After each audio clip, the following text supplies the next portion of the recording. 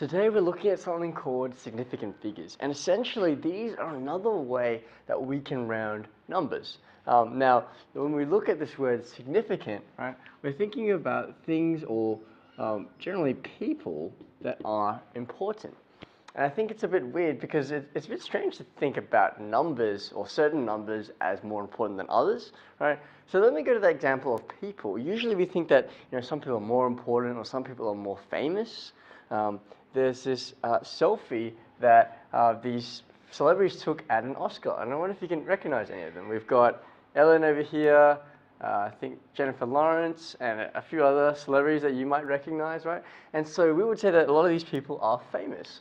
But something that we can think about as well is that even with people, how famous someone is depends on maybe the time or who you ask. Someone might not know any of these so-called famous people, right? So that's how we kind of do it for people. But let's come back to this idea of significant figures. How do we know if certain numbers are significant or not? And there's essentially 4 rules that we are going to be looking at in terms of determining significance. Now, just before I jump into what those rules are, have a think about why you might want to know another way of rounding. There's an expression that says that you're as accurate as your least accurate measuring instrument. And so, for example, if you were to weigh something like this rock maybe, right? If your instrument, so maybe your scale or whatever it is only accurate to 2 significant figures, you can only measure and use that calculation up to 2 significant figures. So that's how accurate you know it is. So scientists or engineers will often use these as a way of rounding for their calculations. But what are these rules? Okay, first of all non-zero digits are significant.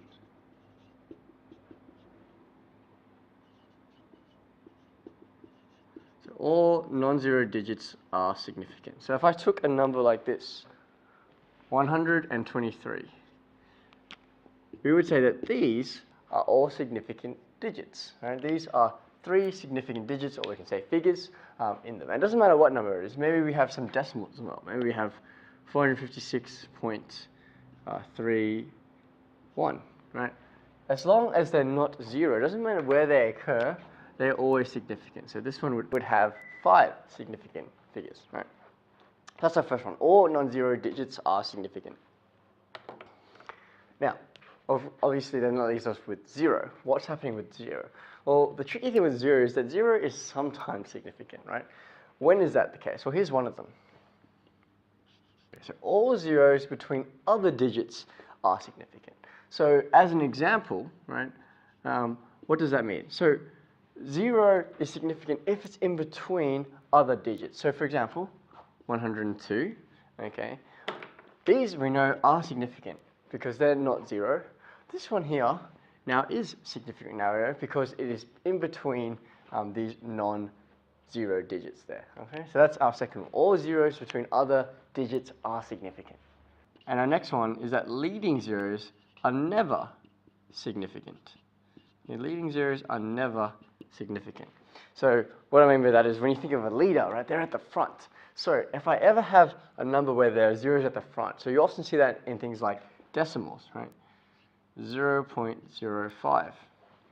I know that 5 is significant because it's not a 0.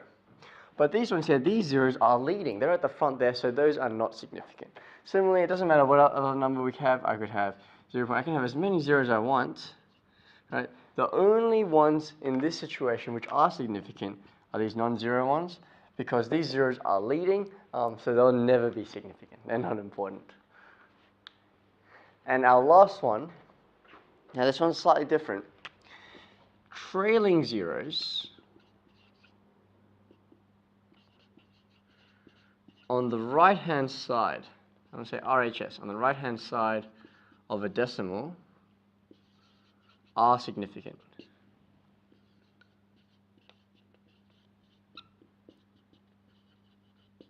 The trailing zeros on the right-hand side of a decimal are significant. So we looked at these ones here. They're at the beginning. They're the leading zeros. But if I had a decimal with trailing zeros, let's take something like this. I know automatically that these ones are significant, right, because they're not 0. But that 0 at the end there right? Because it's trailing, because if you're trailing, you're kind of at the back or you're behind. Because it's trailing, that one actually is significant, but it has to be on the right-hand side of a decimal. Just another example, I could have maybe 4.0, so both of those are significant because that one's not a 0, that one's a trailing one at the end there.